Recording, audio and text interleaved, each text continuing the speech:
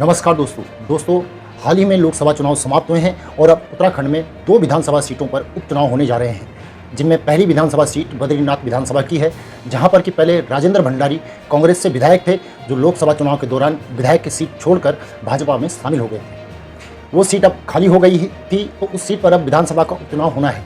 वहीं दूसरी तरफ मंगलौर विधानसभा सीट भी खाली है। विधानसभा की मंगलौर सीट का प्रतिनिधित्व कर रहे बसपा विधायक सरबत करीम अंसारी के निधन के कारण यह सीट रिक्त हुई है, जिस पर कि अब उपचुनाव होना है। ऐसे में इन दोनों सीटों पर होने वाला यह उपचुनाव काफ़ी महत्वपूर्ण रहने वाला है, क्योंकि इन उपचुनाव के आने वाले परिणाम कहीं ना कहीं उत्तराखंड की आगे की राजनीति पर भी बहुत असर डालेंगे, क्योंकि आने वाले समय में उत्तराखंड में शीघ्र ही फिर निकाय चुनाव भी होने हैं, जो कि अब तक लगातार टलते ही आ रहे हैं। और क्यों टाले जा रहे हैं, यह तो उत्तराखंड की सियासत के राजदार ही बता सकते हैं। उसके बाद पंचायत चुनाव भी किए जाने हैं, और इतना तो तय है कि इन 2 सीटों पर उपचुनाव का परिणाम उन सभी चुनावों पर अपना प्रभाव डालेंगे ही डालेंगे। हाल ही में हुए लोकसभा चुनाव के बारे में कहा जा रहा था कि यह केंद्र का चुनाव है और प्रधानमंत्री पद के लिए चयन किया जाना चाहिए, और वह पूरा का पूरा चुनाव राजनीतिक दलों के शीर्ष नेतृत्व के चेहरों पर लड़ा भी गया। लोकसभा चुनाव के दौरान एक तर्क यह भी सामने आया था कि केंद्रीय नेतृत्व चुनने के लिए राज्य के छोटे मोटे मुद्दों की महत्वपूर्ण भूमिका नहीं होनी चाहिए, लेकिन अब इन विधानसभाओं के उपचुनाव में माहौल कुछ और ही नजर आ रहा है, और जाहिर है कि इन स्थानीय छोटे मोटे मुद्दों को भी इन चुनाव में उठाया जाएगा, जिसका सीधा प्रभाव आम जनजीवन पर पड़ता है। आइए पहले बात करते हैं बद्रीनाथ विधानसभा की। बद्रीनाथ विधानसभा सीट पर हार जीत का फैसला कांग्रेस और भाजपा दोनों ही पार्टियों के नाक का सवाल बना हुआ है, क्योंकि इससे पूर्व इस सीट पर कांग्रेस के टिकट पर यही राजेंद्र भंडारी चुनकर विधायक बने थे, जो कि लोकसभा चुनाव से ठीक पहले विधायक पद से इस्तीफा देकर भारतीय जनता पार्टी में शामिल हो गए। हालांकि यह भी लगभग तय ही था कि उपचुनाव में भारतीय जनता पार्टी से राजेंद्र भंडारी को ही टिकट दिया जाएगा, और हुआ भी ठीक वैसा ही। भारतीय जनता पार्टी ने उन्हीं को टिकट दिया और बद्रीनाथ विधानसभा से वह अब चुनावी मैदान में है।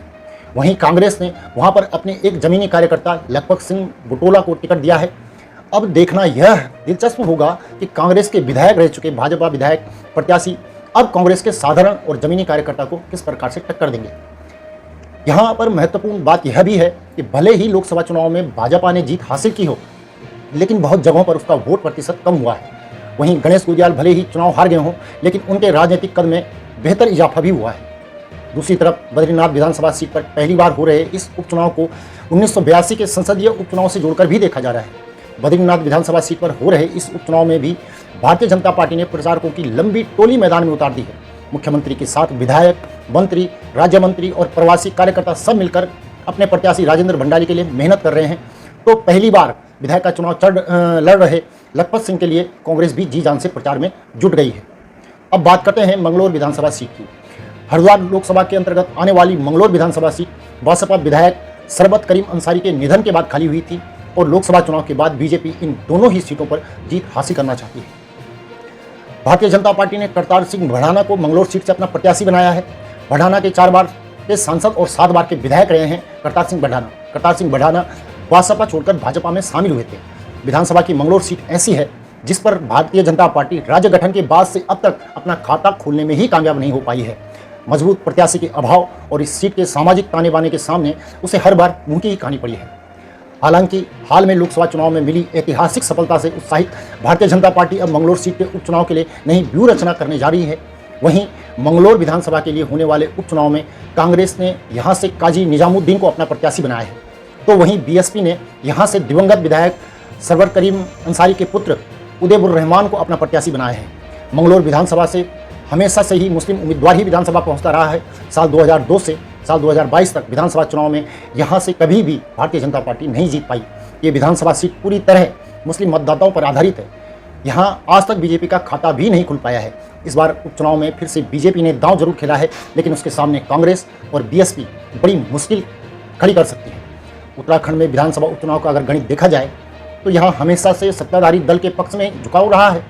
अब तक प्रदेश में 13 सीटों पर अलग अलग समय में उपचुनाव हो चुके हैं, जिसमें से हर बार की तरह कि वो हमेशा सत्ताधारी दल है उसी को सफलता मिली है।